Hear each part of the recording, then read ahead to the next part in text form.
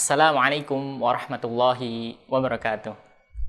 Alhamdulillahi ala ihsanih wa syukrullahu ala taufiqihi wa amtinanih wa ashhadu an la ilaha illallahu wahdahu la syarikalah ta'ziman li sya'nih wa ashhadu anna Muhammadan abduhu wa rasuluh da'a ila ridwani. Adik-adik yang ada di rumah, alhamdulillah kembali lagi di acara Izzah-Kid, generasi bangsa berakhlak mulia. Nah, adik-adik, alhamdulillah kita senantiasa memuji Allah Subhanahu wa taala yang dengan nikmat Allah Subhanahu wa taala kita bisa berkumpul bersama keluarga, kita bisa menyaksikan acara televisi, kita bisa bercengkrama dengan sanak saudara. Alhamdulillah. Kemudian tak lupa kita ucapkan sholawat serta salam kepada Nabi besar kita, suri tauladan kita, suri akhlak kita, yaitu Nabi Muhammad sallallahu alaihi wasallam, dengan mengucapkan Allahumma salli ala Muhammad wa ala ali Muhammad kama sallaita ala Ibrahim wa ala ali Ibrahim innaka Hamidum Majid. Baiklah adik-adik yang semoga dirahmati oleh Allah Subhanahu wa taala. Semoga adik-adik selalu dijaga oleh Allah Subhanahu wa taala. Nah, kemarin kita telah menceritakan kisah Nabi Ibrahim alaihissalam, bagaimana beliau berdakwah kepada kaumnya di negeri Babil. Bagaimana beliau berdakwah, mendakwahkan kalimat tauhid, menyembahnya kepada Allah Subhanahu wa taala. Namun akhirnya beliau dihukum oleh orang-orang yang memang menentang dakwah beliau, menentang dakwah yang diutus oleh Allah Subhanahu wa taala, yang disyariatkan oleh Allah Subhanahu wa taala. Beliau dilempar ke api yang sangat besar, yang sangat besar. Nah, kemarin kita sudah ceritakan bahwa Nabi Ibrahim selamat. Nabi Ibrahim tidak terluka sedikit pun. Mengapa demikian? Mengapa bisa begitu? Bagaimana kisah menakjubkan Nabi Ibrahim yang dilemparkan ke dalam api yang sangat besar? Kok bisa beliau selamat? Ternyata Allah Subhanahu wa taala menolong beliau, menolong ahli tauhid, menolong orang yang mendakwahkan la ilaha illallah. Allah katakan kepada api yang membakar waktu itu, ya naru kuni bardan wasalama. Wahai api, jadilah engkau dingin, subhanallah, dan jadilah engkau bisa menyelamatkan. Masya Allah. Kalau sunnatullah sesuai hukum fisika, kita ketahui adik-adik bahwa api itu membakar, rasanya panas. Namun karena Allah Subhanahu wa taala pencipta api, pencipta makhluknya, dialah Rabbul Alamin, penguasa seluruh alam, maka pantaslah Allah bisa menyuruh makhluknya api untuk jadi dingin. Masya Allah, menakjubkan, luar biasa. Kemudian Allah berfirman, wasalama, dan jadilah engkau api yang selamat, yang bisa menyelamatkan Nabi Ibrahim. Bahkan ada sebagian yang menyatakan seandainya api itu hanya didinginkan saja, kemungkinan Nabi Ibrahim hanya akan mati kedinginan, akan mati merasakan kedinginan. Namun Allah Subhanahu wa taala menambahkan wasalaman, jadilah api tersebut selamat. Masya Allah. Akhirnya Nabi Ibrahim selamat dari api, kobaran api yang telah dikumpulkan oleh kaumnya. Masya Allah. Nah, di sela-sela atau kisah tatkala Nabi Ibrahim dibakar, ternyata ada kisah yang lebih menarik yang belum dibahas di episode sebelumnya adik-adik, yaitu seluruh hewan itu membantu untuk memadamkan api yang ada di pembakaran besar tersebut. Seluruh hewan melata membantu bagaimana caranya agar api yang kobarnya sangat besar itu bisa mati, bisa reda, supaya Nabi Ibrahim alaihissalam selamat. Di antara semua hewan-hewan tersebut, adik-adikku, Ternyata ada satu hewan yang tidak mau memadamkan api yang ada di Nabi Ibrahim. Hewan apakah itu? Ternyata hewan itu adalah al-wazak. Ya, al-wazak yaitu sejenis cicak dan tokek.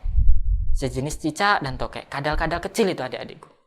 Nah, dia ini membantu meniup api yang ada di Nabi Ibrahim alaihissalam. Ya, yang ada di Nabi Ibrahim alaihissalam.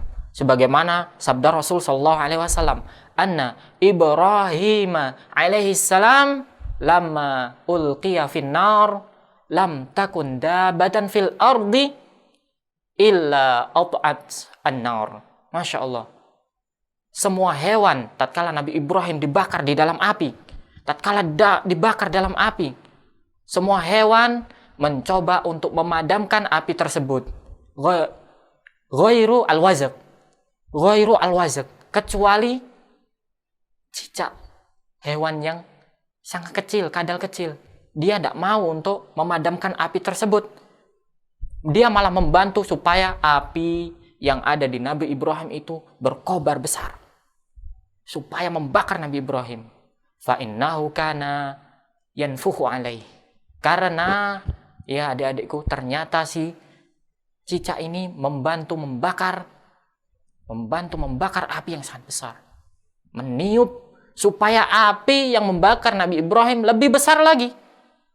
Maka Rasul sallallahu alaihi wasallam melanjutkan sabdanya menjelaskan tentang cicak ini.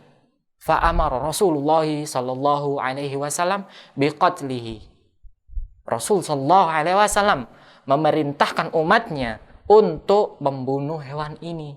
Jadi dibolehkan adik-adikku untuk membunuh hewan yang satu ini. Membunuh al-wazak, yaitu cicak dan tokek. Masya Allah. Subhanallah. Ternyata ahli tauhid itu dibantu oleh Allah subhanahu wa ta'ala melalui makhluk-makhluknya. Seluruh hewan melata membantu Nabi Ibrahim untuk memadamkan api tersebut, kecuali cicak tadi, Nabi, adik-adikku.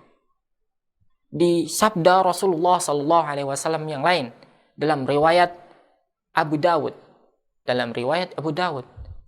bahwa cicak itu dinamakan wa yusammahu fuwaisiqa.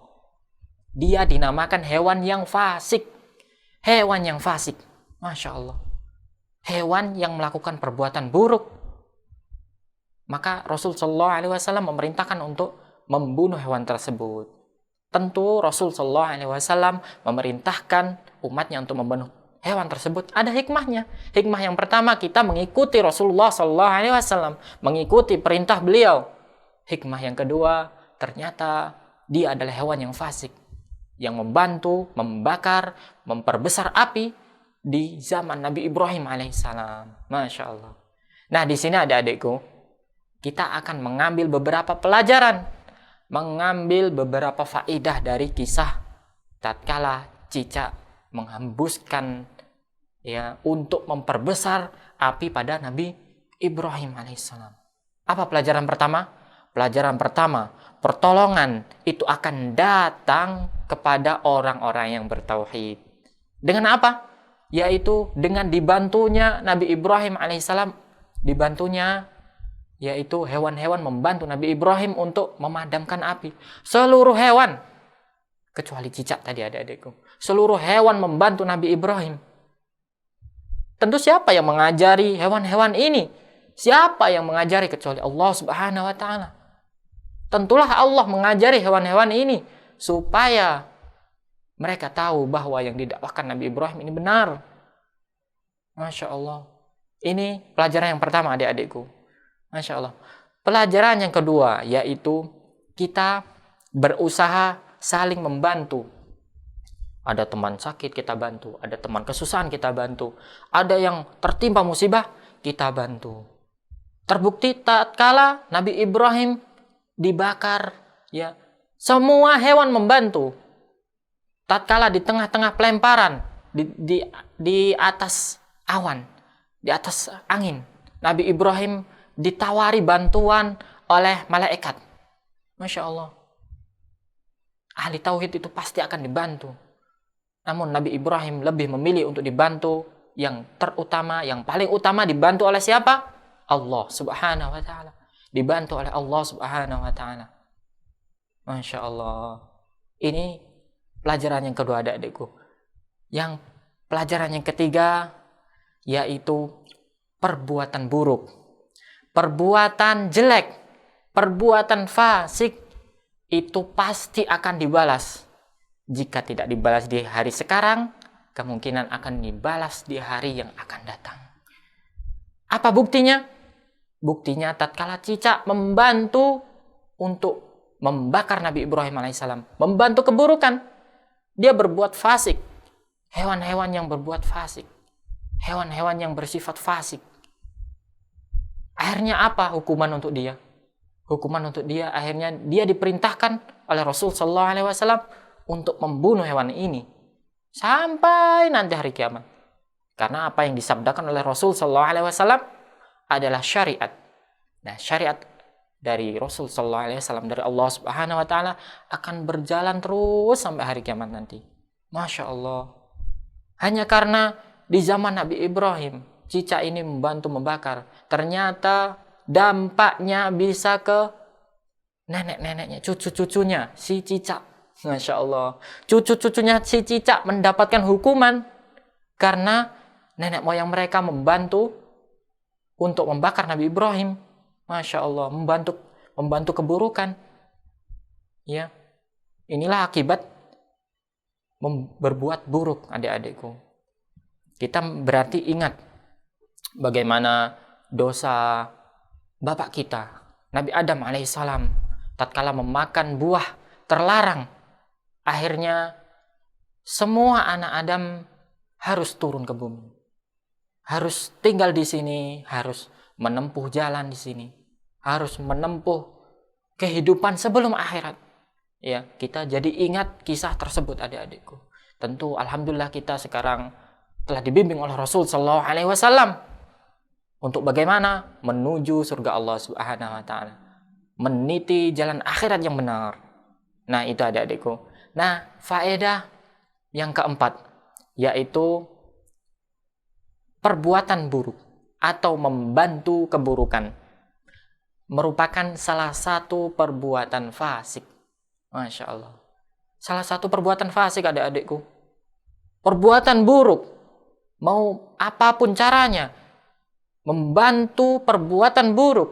Itu juga termasuk perbuatan fasik. Tidak boleh seorang melakukan perbuatan tersebut. Jika tidak dihukum pada masa sekarang, mungkin akan dihukum masa depan. Mungkin akan dihukum di akhirat nanti. Masya Allah. Perbuatan seperti ini tidak dibolehkan, adik-adikku. Makanya si cicak membantu keburukan, membantu orang-orang yang membakar Nabi Ibrahim. Dia dihukum, dia mendapatkan hukuman, dia harus dibunuh. Ya, setiap kita menemukan cicak, kita membunuhnya. Kemudian adik-adikku, pelajaran yang kelima yaitu kita diperintahkan untuk membunuh hewan yang fasik. Salah satu hewan yang fasik yaitu al-wazak yang kami sebutkan tadi, yaitu cicak atau tokek.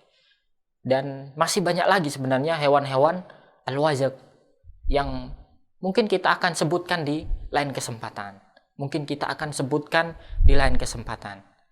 Nah, jadi itu ya adik-adikku, ada 5 pelajaran penting dari kisah Nabi Ibrahim tatkala dilemparkan ke dalam api yang sangat besar, tatkala cicak membantu untuk membakar Nabi Ibrahim alaihissalam. Masya Allah. Semoga dengan kisah yang sepenggal ini, kisah yang sedikit ini, adik-adik bisa menambah ilmunya, bisa membagikan ke teman-temannya, membagikan sharing ke teman-temannya ya. Dan kita berdoa kepada Allah Subhanahu wa taala ilmu yang bermanfaat dan amalan yang diterima. Baiklah adik-adikku, kita akan berikan beberapa informasi juga bahwasanya untuk pekan ini adik-adikku, Ustadz Abdul Qadir dan Ustadz Haris berhalangan hadir. Masya Allah. Masya Allah. Semoga Allah Subhanahu wa taala selalu menjaga beliau. Tidak seperti biasa ya, adik-adik. Ustadz Abdul Qadir dan Ustadz Haris biasanya menemani kita. Namun untuk kali ini Ustadz Haris dan Ustadz Abdul Qadir berhalangan hadir. Nah, untuk Ustadz Haris beliau berhalangan hadir, untuk Ustadz Qadir beliau ada udzur, beliau sedang sakit. Nah, semoga Allah Subhanahu wa taala selalu menjaga mereka berdua, selalu menjaga beliau berdua. Hafizahumallahu taala.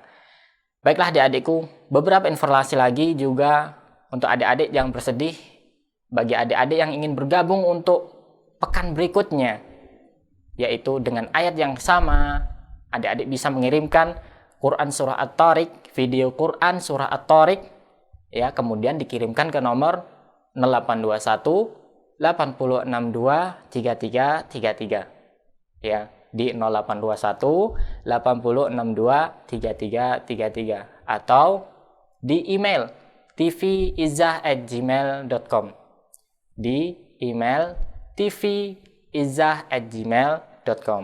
Nah, itu adik-adikku, ya, jangan lupa Quran surahnya adalah surah At-Tariq. Nah, cukup sekian adik-adikku. Kami mewakili kru yang bertugas, mohon maaf bila ada kekurangan. Kami akhiri dengan doa kafaratul majlis.